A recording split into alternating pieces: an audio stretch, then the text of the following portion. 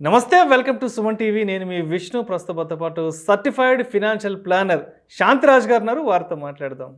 Sir నమస్తే. Sir నమస్తే విష్ణు గారు. శాంతిరాజ్ గారు, గత కొద్ది రోజులుగా స్టాక్ మార్కెట్ పెద్ద ఎత్తున వాల్టాలిటీలో ఉంది. అదేవిధంగా ప్రతిరోజు ఈ బ్లడ్ బాత్లు అనేవి కంటిన్యూస్గా జరుగుతూనే ఉన్నాయి మార్కెట్లో. మరి ఈక్విటీ ఇన్వెస్టర్స్ అనేవాళ్ళు నష్టపోకుండా ఉండాలి అంటే ఎటువంటి సరైన జాగ్రత్తలు తీసుకోవాలి? అదేవిధంగా మార్కెట్లోకి కొత్తగా వచ్చేవాళ్ళు పోర్ట్ఫోలియో డైవర్సిఫికేషన్ని ఏ విధంగా డిజైన్ చేసుకుంటే కొంత సేఫ్ జోన్లో ఉండే అవకాశం ఉందంటారు? విష్ణు గారు, మంచి క్వశ్చన్ అండి. జనరల్గా ఇప్పుడున్న మార్కెట్ సినారియో కానీ మనం చూస్తే మార్కెట్ అనేది చాలా కరెక్షన్ మోడ్లో ఉందండి. అంటే ఈ మార్కెట్లో కరెక్షన్ అనేది క్వైట్ కామన్. యాక్చువల్గా ఇట్స్ ఏ నేచర్. మన ఈక్విటీ మార్కెట్ ఒక నేచర్ అనేదే వోలటిలిటీ. మార్కెట్ అనేది లీనియర్గా ఉండదు, అంటే స్ట్రైట్ కర్వ్లో ఉండదు ఎప్పుడు కూడా. సో ఆల్వేస్ మార్కెట్ అనేది అప్ అండ్ డౌన్లో వెళ్తూ ఉంటుంది. కాకపోతే ఏంటంటే మనం ఇక్కడ గమనిస్తే కోవిడ్ ఎప్పుడైతే 2020లో మనకు వచ్చిందో అప్పుడు ఇమీడియట్గా మనకి మార్కెట్ అనేది క్రాష్ అవ్వడం జరిగింది. దాని తర్వాత ఈ సెంట్రల్ బ్యాంక్స్ కానివ్వండి, ఇవన్నీ అన్ని కంట్రీస్లో ఇంక్లూడింగ్ ఇండియా అంటే ఈజీ మానిటరీ పాలసీ అడాప్ట్ చేసినప్పుడు లిక్విడిటీ అనేది మార్కెట్లోకి చాలా ఎక్కువ వచ్చేసింది. దాంతో ఏంటంటే మార్కెట్ అనేది మనము అప్ ట్రెండ్ అనేది కంటిన్యూస్గా చూస్తున్నాము. కాకపోతే ఇప్పుడు ఏంటి, ఎకానమీ నార్మల్ అయిపోయింది అండ్ అన్ని కంట్రీస్ కూడా చూస్తే మనం గమనిస్తే ప్రతి ఒక్క కంట్రీలో ఇన్ఫ్లేషన్ అనేది హయ్యెస్ట్లో ఉన్నామన్నమాట. ఇండియాలో కానివ్వండి, లేకపోతే యూఎస్లో కానివ్వండి, యూకేలో కానివ్వండి, ఎనీ కంట్రీ మనం తీసుకుంటే అన్నిట్లలో కూడా కొన్ని కంట్రీస్లో డబుల్ డిజిట్ ఇన్ఫ్లేషన్ కూడా ఉంది. సో దీనివల్ల ఏమవుతుంది, సెంట్రల్ బ్యాంక్స్ అనేది లిక్విడిటీ అనేది టైటనింగ్ అనేది చేస్తూ ఉన్నారనమాట. సో దాని ద్వారా ఏమైంది, లిక్విడిటీ అనేది మార్కెట్లో నుంచి వెళ్ళి సపోర్ట్ అయిపోతుంది.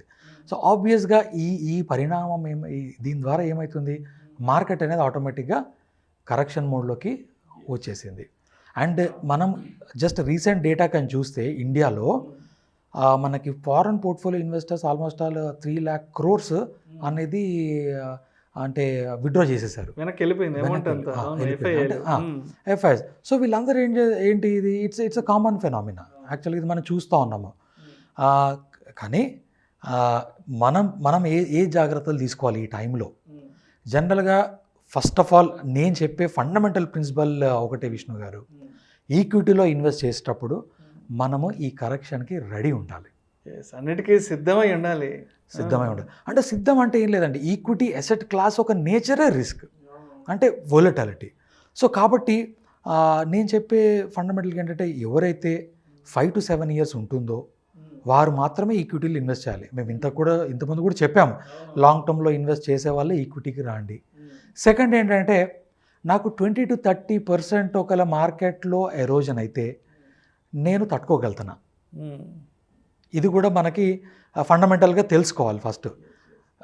అంటే ఎందుకంటే నేను ఎందుకు చెప్తున్నానంటే, ఇట్లాంటి కొన్ని ఫండమెంటల్ అట్రిబ్యూట్స్ అంటే మనకి ముందే ఉంటే అప్పుడు మనకి ఇలాంటి కరెక్షన్స్ వచ్చినప్పుడు కూడా మనం తట్టుకోగలుగుతాం. యాక్చువల్గా ఈ కరెక్షన్స్ అనేది ఆపర్చునిటీ. మేము ఎలా చూస్తామంటే, ఈ కరెక్షన్ అనేది ప్రైజెస్ అనేది జస్ట్ టెంపరీ డౌన్ఫాల్ మాత్రమే, పర్మనెంట్గా డౌన్ఫాల్ కాదు ఇది. సో కాబట్టి మళ్ళీ మనకి బౌన్స్ బ్యాక్ అయ్యేటప్పుడు ఆ పాజిటివ్ రిటర్న్ అనేది ఆటోమేటిక్ కనిపిస్తుంది. కాకపోతే ఈ కరెక్షన్ని మనము కరెక్ట్గా యూటిలైజ్ చేసుకోవాలంటే డెఫినెట్గా ఈ టైంలో ఎవరైతే ఈక్విటీ ఎక్స్పోజర్ తీసుకోగలుగుతారో, లిక్విడిటీ ఉందనుకోండి, ఈ టైంలో మంచి కంపెనీస్లో కానివ్వండి, మంచి ఫండ్స్లో అడిషనల్ పర్చేజ్ చేశారనుకోండి, అంటే బౌన్స్ బ్యాక్ అయ్యేటప్పుడు రిటర్న్స్ అనేది ఎనార్మస్గా ఉంటుందన్నమాట. సో నా ఆలోచనలు మాత్రం ఖచ్చితంగా ఈ మార్కెట్ కరెక్షన్స్ అనేది మనకు ఒక బ్రహ్మాండమైన ఆపర్చునిటీ. అండ్ అది కాకుండా మనం తీసుకోవాల్సిన జాగ్రత్తలు ఏంటంటే, ఫస్టే మనం ప్రాపర్ అసెట్ ఎలొకేషన్ అనేది ఫాలో అయ్యామనుకోండి, అంటే ఓకే డెట్లో ఎంత ఉండాలి, గోల్డ్లో ఎంత ఉండాలి, ఈక్విటీలో ఎంత ఉండాలి. ఈక్విటీలో కూడా మళ్ళీ ఏంటి, మీకు లార్జ్ క్యాప్స్ ఉంటాయి, మిడ్ క్యాప్స్ ఉంటాయి, స్మాల్ క్యాప్స్ ఉంటాయి. సో స్టేబుల్ కంపెనీస్లో ఎంత పెట్టుకోవాలి, తర్వాత ఓకే నాకు రిస్క్ తీసుకోగలుగుతా, సో స్మాలర్ కంపెనీస్లో కానివ్వండి, మిడ్ క్యాప్ కంపెనీస్లో కానీ నేను ఎంత పెట్టుకోగలుగుతా. సో ఈ విధమైన అనాలిసిస్ చేసుకొని మంచి స్ట్రాంగ్ ఉన్న కంపెనీస్లో ఒకవేళ మనం పెట్టుకుంటూ ఉంటే ఈ టైంలో దాంట్లో ప్రైజెస్ ఎప్పుడైతే కరెక్ట్ అవుతున్నాయో దాంట్లో అడిషనల్ పర్చేజ్ అనేది కంఫర్టబుల్గా తీసుకోవచ్చు. సో ఈ టైంలో భయపడాల్సిన అవసరమే లేదు. ఇది ఫస్ట్ టైము కాదు కరెక్షను, అది లాస్ట్ టైం కూడా కాదు ఇది. సో నేను సింపుల్ ఒక డేటా కానీ నేను మీకు తీసుకొని చెప్తే, మీరు 99 నుంచి వెళ్ళి ఇప్పటివరకు గమనిస్తే ఎన్నో సందర్భాలు ఉన్నాయి మార్కెట్ దీనికన్నా ఎక్కువ పడ్డ సందర్భాలు. 99లో మీరు చూస్తే ఏషియన్ క్రైసిస్, 2000.com ఒకటి, కేతాన్ పరేఖ్, మన ఇండియాకి సంబంధించి కేతాన్ పరేఖ్, ట్విన్ టవర్స్, మళ్ళీ 2004లో జనరల్ ఎలక్షన్, 2008లో సబ్ ప్రైమ్ క్రైసిస్, 2012-13లో మనకి యూరో క్రైసిస్, మళ్ళీ 2016-17లో జిఎస్టీ ఇంకా డిమానిటైజేషన్. సో ఇట్లా చూసుకుంటూ ఉంటే ఎన్నో చూస్తున్నాం మనము. కానీ ద బెస్ట్ పార్ట్ ఏంటంటే సెన్సెక్స్ ఆర్ ఈక్విటీని చూపించే మనకి ఈ పారామీటర్ ఏదైతే ఉంటుందో 17% రిటర్న్స్ అనేది జనరేట్ చేసింది ఈ ఎసెట్ క్లాస్ అనేది. సో ఇన్ని ఫ్లక్చుయేషన్స్ ఉన్నా, ఇన్ని కరెక్షన్స్ అయినా ఈక్విటీ అనేది మనకి రిటర్న్స్ అనేది జనరేట్ చేసింది. అది ప్రూవ్డ్, అది మన దగ్గర మన ముందు ఉంది.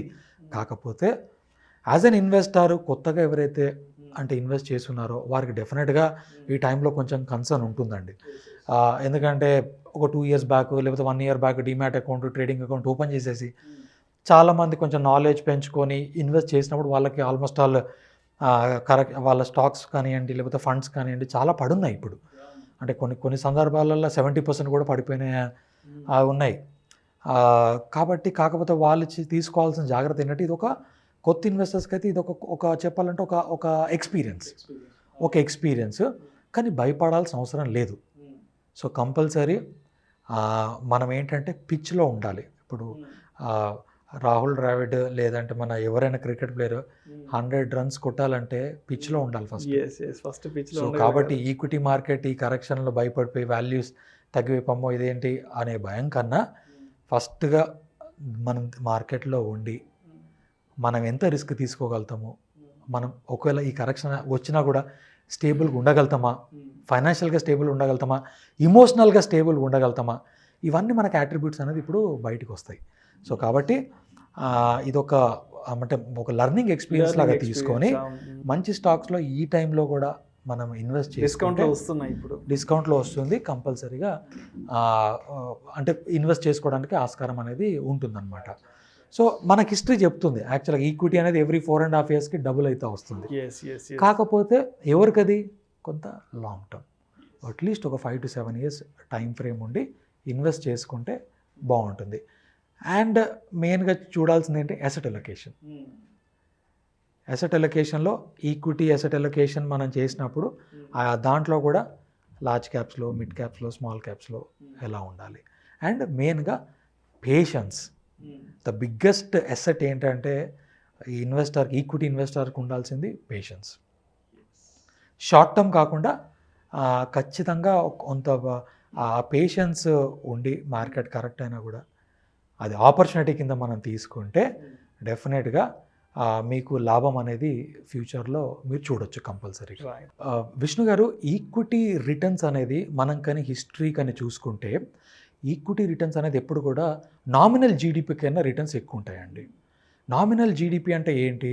మనకి real GDP plus inflation.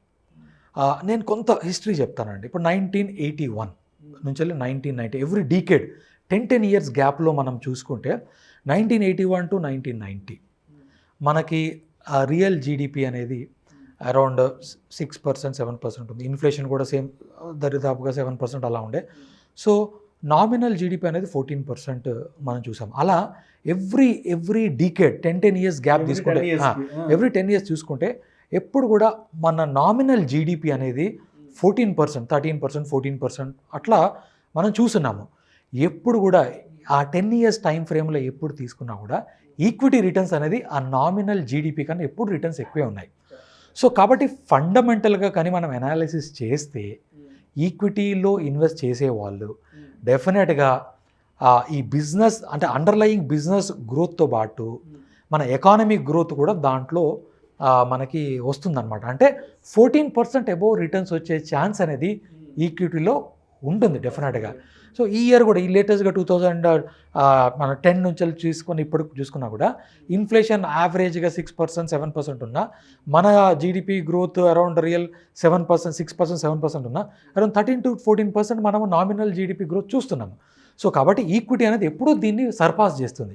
So కాబట్టి ప్రతి ఇన్వెస్టర్ కూడా ఈ రిటర్న్స్ అనేది డెఫినెట్గా ఎక్స్పెక్ట్ చేయొచ్చు. ఇది ఒక కాన్ఫిడెన్స్ అనమాట. షార్ట్ టర్మ్ చూడడం కన్నా, ఈ వొలటాలిటీని మనం నెగిటివ్ తీసుకోవడం కన్నా, ఈ లాంగ్ టర్మ్ పాజిటివిటీ చూసుకుంటే మనకు పొటెన్షియల్ అనేది ఎనార్మస్గా ఉందండి going forward. Thank you sir. Thank you so much Shantiraj గారు. మార్కెట్ వాలటాలిటీలో ఉన్నప్పుడు, అదేవిధంగా బ్లడ్ బాత్లో ఉన్నప్పుడు ఈక్విటీ ఇన్వెస్టర్స్ అనేవాళ్ళు ఎటువంటి జాగ్రత్తలు తీసుకోవాలి, అదేవిధంగా మార్కెట్లో కొత్తగా వచ్చేవాళ్ళు పోర్ట్ఫోలియో డైవర్సిఫికేషన్ ఏ విధంగా డిజైన్ చేసుకోవాలి అనే అంశం గురించి మన ప్రేక్షకులకు చాలా క్రిస్టల్ క్లియర్గా ఎక్స్ప్లెయిన్ చేశారు. Thank you so much sir. Thank you very much అండి. ప్రేక్షకులకు విజ్ఞప్తి, ఈ వీడియోలో ప్రస్తావించబడిన అంశాలు కేవలం ప్రేక్షకులకు ఒక అవగాహన, ఉదాహరణ, అదేవిధంగా ఎడ్యుకేషన్ పర్పస్ కొరకు మాత్రమే ప్రస్తావించడం అనేది ఏ ప్రోడక్ట్స్ను ప్రమోట్ చేయడం మా ఉద్దేశం కాదు. పెట్టుబడి పెట్టే ముందు మీ అడ్వైజర్ని సంప్రదించి మాత్రమే తుది నిర్ణయం తీసుకోగలరని మా మనవి.